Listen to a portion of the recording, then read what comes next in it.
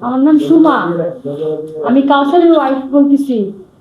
17 তারিখে রাত্রে কাউসারকে মারা হয়েছে। কাউসারে মারার পরে 17 তারিখে কাউসার ওরা অনেক মেয়ে মারছে। রাত্রে ঘরে 11:30 দিকে ফোন দিয়ে ডেকে নিছে সাইফুল নামের এক ছেলে।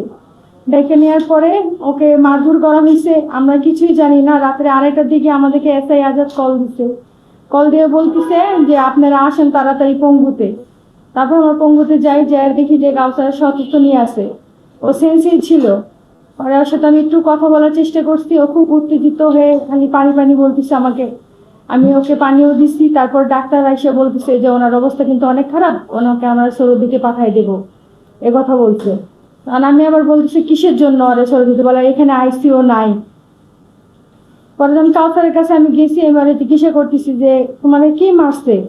ও আমারে বলতেছে যে সুমন মারছে, সুমনের ভাই ওরা সবাই ছিল, অনেক ছেলেরাই ছিল।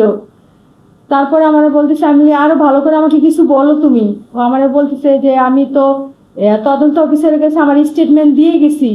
মানে কথা বলার সেন্সে আর ছিল না, একবার সেন্সলেস হয়ে পড়ছে। তারপরে ও 4:30টার দিকে ওর দম ভেঙে গেছে, ও মারা গেছে 4:30টার দিকে। তারপরে আমাকে ওখান থেকে থানায় নিয়ে আসা হয়েছে। থানায় নিয়ে আসার পরে ওনারা মামলা লিখছে, অজ্ঞাত মামলা লিখছে, যে আমাকে কাগজপত্র কিছুই করতে দেয়নি, মামলাটা নিতেই চাইনি ওনারা, বুঝছেন। অজ্ঞাত মামলা লিখে ওনারা নিজেদের মতো লিখতেছে। আমি আবার জিজ্ঞাসা করলাম যে স্যার আপনি তো মামলা লিখতেছেন? বলে হ্যাঁ মামলা লিখতেছি। তা আপনি আমার কাছে কিছু নাম জিজ্ঞাসা করেন, আমাকে নাম জিজ্ঞাসা করেন, আমি তো নাম জানি, কাউসার তো আমাকে বলছে নামগুলা।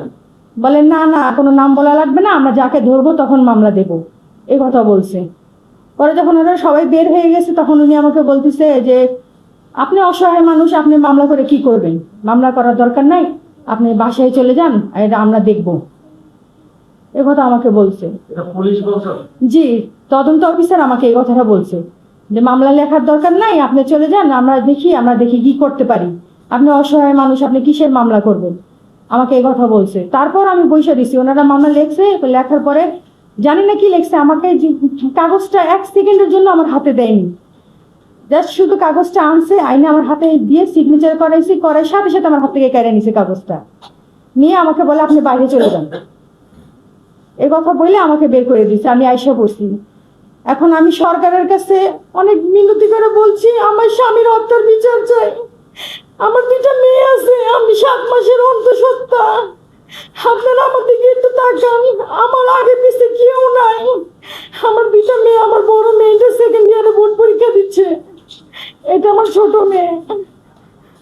সরকারের কাছে আমার একটাই আবেদন, উনি যেন আমাদের দিকে একটু তাকায়। তদন্ত অফিসারের নামটা কি? সাজিদুল ইসলাম, ইন্সপেক্টর উনি।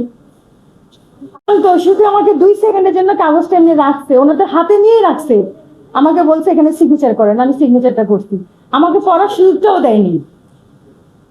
আমি বলি কাগজটা আমাকে একটু দেখতে দেন, আমার ভাসুরের ছেলে, ও আমার সাথে ছিল। আমি যে নামও বলতেছি, সুমনের নামটা আপনি লেখেন, বলে সুমন কে, আমাকে বলতেছে সুমন কে, আপনি আমরা তো সুমনকে চিনি না। পরে আমি বললাম এরকম করার মূল কারণটা কি হতে পারে বলে আপনি মনে করেন, একটু বলেন তো। কাউসারকে কিসের জন্য মারছে? না না, আপনাকে যে এই যে অবহেলা করলো, জি, আপনাকে যে কাজগুলো করতে গেলেন, ও যে আইনের লোক হয়ে আইনকে লঙ্ঘন করলো, এই রকম করার মূল কারণটা কি বলে মনে করেন, আপনি কি বলবেন? না, আমাদের মনে হইতেছে থানার টাকা দেওয়া হয়েছে, এই জন্য কাউসারের মামলাটা নিতে চাইনি। সুমন অস্ত্র ব্যবসা করে, অস্ত্র ব্যবসা করে। জি, হ্যাঁ, ও অস্ত্র ব্যবসা করে ভাই, বুঝছেন, ও অস্ত্র ব্যবসা করে। এটা ওই দামালপুরে থাকে, উনি যত অবৈধ ব্যবসা ওই সুমন করে, সুমন আর সুমনের ভাই রাজু, ওরা অবৈধ ব্যবসা করে। কাউসার কতদিন আগে যখন আর্মি ছিল তখন কাউসার আবার একটা তথ্য পাইছিল যে সুমনের কাছে অস্ত্র আছে, এই তথ্য দিয়া সুমনকে ধরাই দিছিল। মেইন কারণটাই হইতেছে এই জন্যই, কাউসার এই জন্যই মারা। ও থানা থেকেই বলে নিয়ে শপথ নিয়ে বেরিয়েছিল, আমি যেদিন বের হবো সেদিনই কাউসারকে মারবো।